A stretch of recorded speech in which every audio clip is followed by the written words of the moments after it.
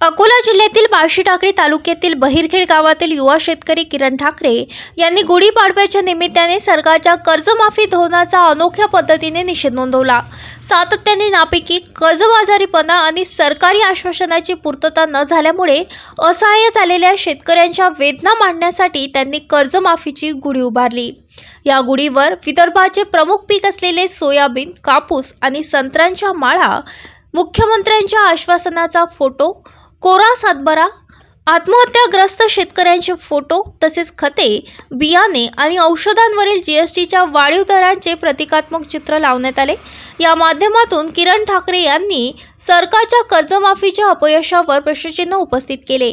कर्जमाफीची ही अनोखी गुढी सध्या संपूर्ण जिल्ह्यात चर्चेचा विषय बनली आहे।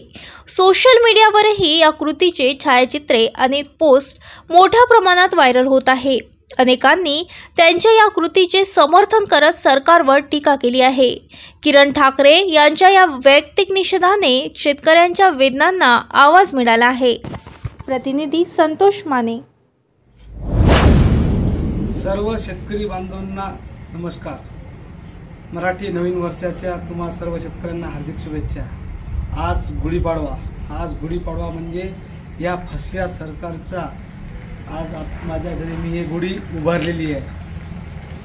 याचा निषेध महायुती सरकारचा निषेध म्हणून या गुढीपाडव्या दिवशी या गुढीपाडव्यात विदर्भाचं प्रमुख पीक असलेलं सोयाबीन याची माळ, ज्या कापसाला भाव नाही या कापसाचा हार आणि ज्या मुख्यमंत्री साहेबांनी पहिले आश्वासन दिलं की आम्ही तुमचा सातबारा कोरा करतो म्हणून तो सातबारा याचं छायाचित्र लावलेले आहे आणि शेतकऱ्यांना आलेली आत्महत्येची पाळी त्याचा पण फोटो याच्यात दाखवलेला आहे।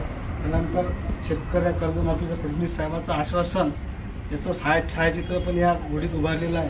त्यानंतर शेतकऱ्यांना मोठ्या प्रमाणात लागणारी खते, बियाणे आणि औषधीवर जीएसटी यानं शेतकऱ्याचं कंबरड मोडलेलं आहे, ते जीएसटीचं फलक।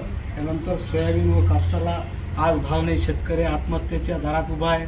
कर्जमाफीची घोषणा करून कर्जमाफी होत नाही आणि कर्जमाफी बँकावाले तगादा लावत आहेत। अशा प्रकारचे या सरकारचा निषेध म्हणून आज गुढीपाडव्याला ही कर्जमाफीची गुढी म्हणून आम्ही उभारलेली आहे।